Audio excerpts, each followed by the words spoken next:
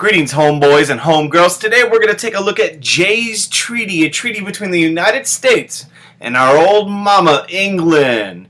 And kind of the big idea straight out of the APUSH PDF file is, although George Washington's farewell address warned about the dangers of political parties and permanent foreign alliances, European conflict and tensions with England and France fueled increasingly bitter partisan debates throughout the 1790s.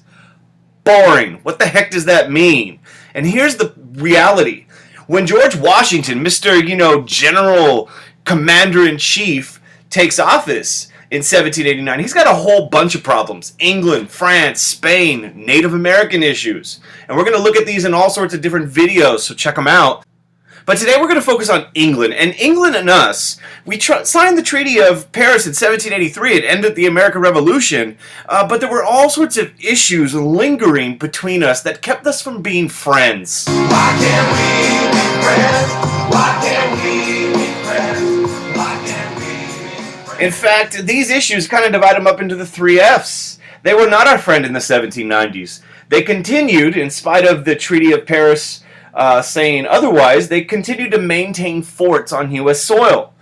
They continued to trade with the native people on U.S. soil, things like fur, but also firearms. For example, the British openly sold firearms to the Miami Confederacy. So you got this kind of lingering tension left over from the American Revolution between us and England. Another thing that happens is, remember those guns? Well, in another lecture, we take a look at Little Turtle and his confederacy, the Northwest Confederacy, winning some battles, killing many Americans using these weapons, many of them which were obtained by trade with the British. And of course, this is going to play a key role because in those pink circles, you see the forts, the British forts, on American soil. Now, there's another issue, and that brings us to APUSH vocabulary time. And that word is impressment. And impressment is nothing other than an act of kidnapping a ship, its contents, men, and forcing them into your navy. So why are we talking about impressment? And the reality is both England and France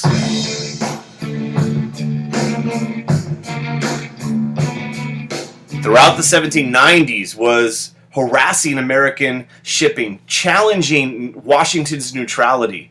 England and France were both taking our seamen, our ships, and its cargo and impressing them into the British Navy. And so you have all these issues kind of building up between the United States and England.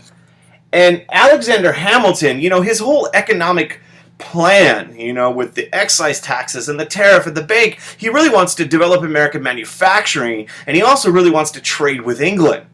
And he's worried about a potential war with England, so he wants peace between the U.S. and England. He doesn't like the French Revolution.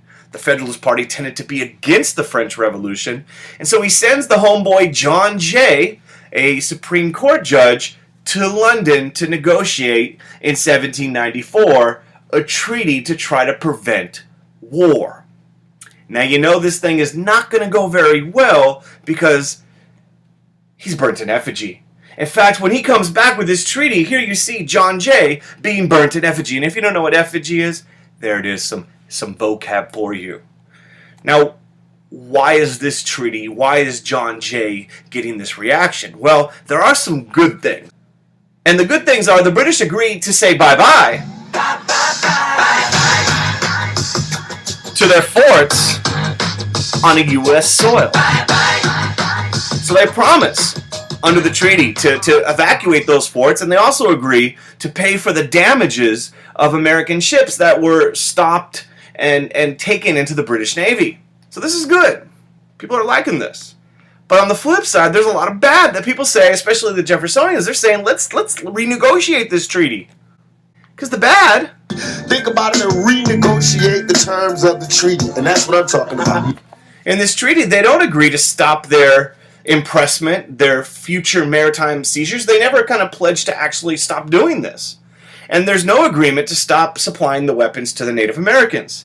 And another issue that kind of is not on this slide, but still important, is there was no agreement reached in Jay's treaty for the British to compensate Southerners for slaves taken during the American Revolution. So Southerners are angry too.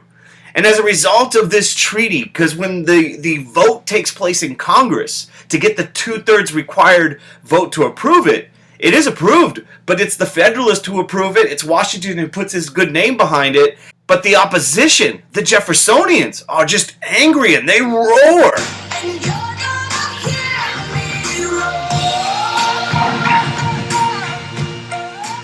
In fact, the vote on the treaty and the negotiation of the treaty is going to breathe new life into the growing Democratic Republican Party because they're the ones leading the opposition.